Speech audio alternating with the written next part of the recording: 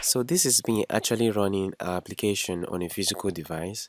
So let's say for instance I decide to log in and I want to key in my email address. So I'll just go to the email test view and key in my email address. So as you can see, if I go ahead and provide my email address, so as I'm typing, I'm not actually seeing anything. And even if I click on return button, it doesn't actually close the keyboard, so which is a very serious problem.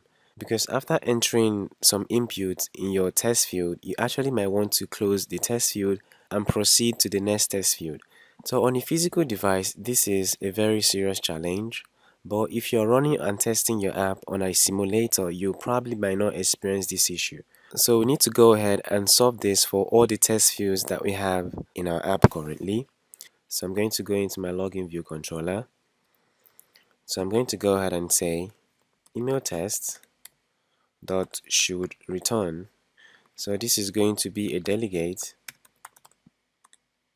Alright. So the delegate method that we have here is responsible for performing an action when we click the return button in our keyboard. So what we want to do when we click the return button is to go ahead and close our test field. So what I'm going to do will be to go ahead and say email test dot resigned first responder, and I'm going to go ahead and return true.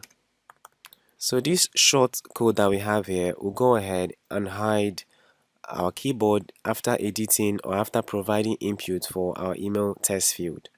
So I'm going to go ahead and do the same thing for our password test field. Okay, so here I'm going to have password test dot resigned first responder, and we're going to go ahead and return true.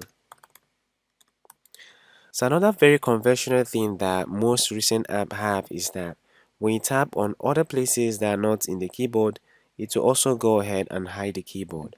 So to be able to have such an effect, there is a method that we need to override. So I'm going to go ahead and say override touches began. So this method is responsible for performing an action when we tap on the view any other place that is different from the keyboard. So what we want to do here is to go ahead and say this.view.end editing.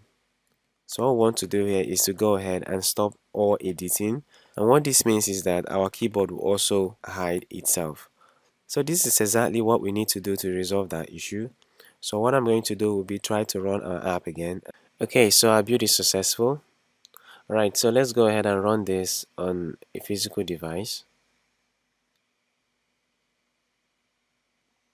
Okay, so we have our login page. So I'm going to go ahead and tap on the email test view. So I'm going to provide some input, and I'm going to go ahead and tap on the return key. Bam! So as you can see, that successfully hid our keyboard. And also if I tap on password and I provide some inputs and I go to any place in the view that is different from the keyboard and tap somewhere. So as you can see, that successfully hid our keyboard. But this is not the only problem that we're going to be facing. So for instance, if you try to provide some inputs into our test field, you can see that the keyboard is covering the entire space. So we also need to go ahead and resolve that too. And that's what we are going to be doing in our next class. So see you in the next lesson.